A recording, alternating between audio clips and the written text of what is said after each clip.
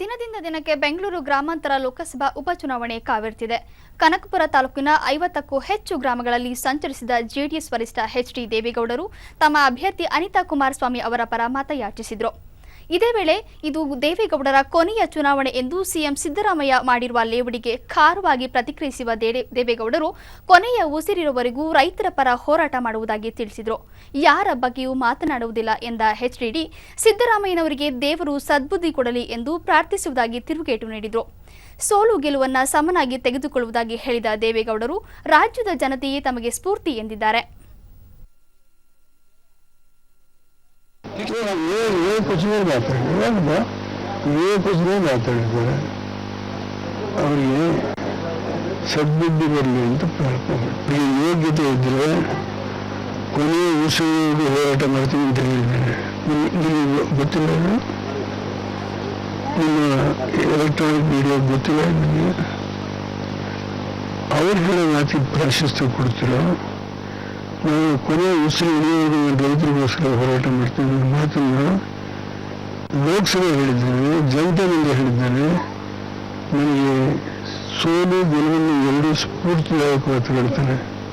ಅದೇ ಈ ಎರಡು ಚುನಾವಣೆ ಏನಿದೆ ಬೇಸರ ಮಾಡ್ಕೋಬೇಡಿ. ಸೋನಿಯಾ ಗಾಂಧಿ ಡಿ.ಕೆ. ಶಿವಕುಮಾರ್ನ 2004 ಮನೆಯೊಳಗೆ ಸೇರಿಸಲಿಲ್ಲ. ಅದನ್ನ ಹೇಳ್ತಾರಲ್ರಿ, ಯಾಕೆ ಸೇರಿಸಲಿಲ್ಲ?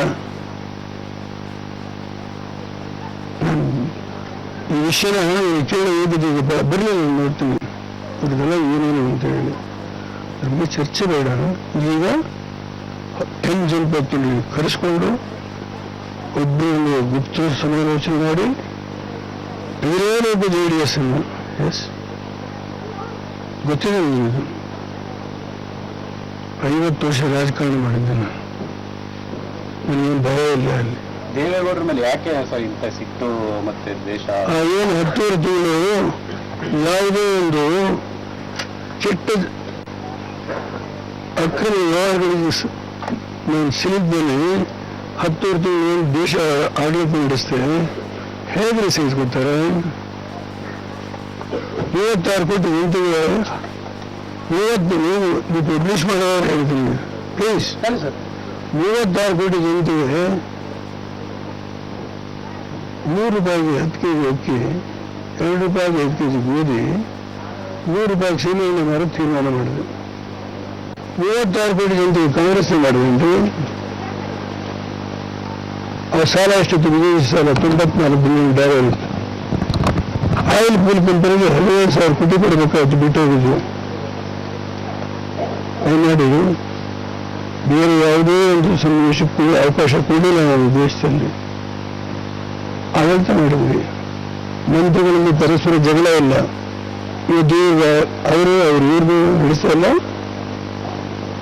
ನೀವೇ ಹೇಳ್ತಿರ್ತಾ ಇಲ್ಲ ಅಂತ ಒಂದು ಘಟನೆ ತೋರಿಸ್ತೀರ. ನೀವು ಹೇಗೆ ಸಹಿಸ್ಕೊತಾರೆ? ಹೇಗೆ ಸಹಿಸ್ಕೊತಾರೆ ರೈತರನ್ನು?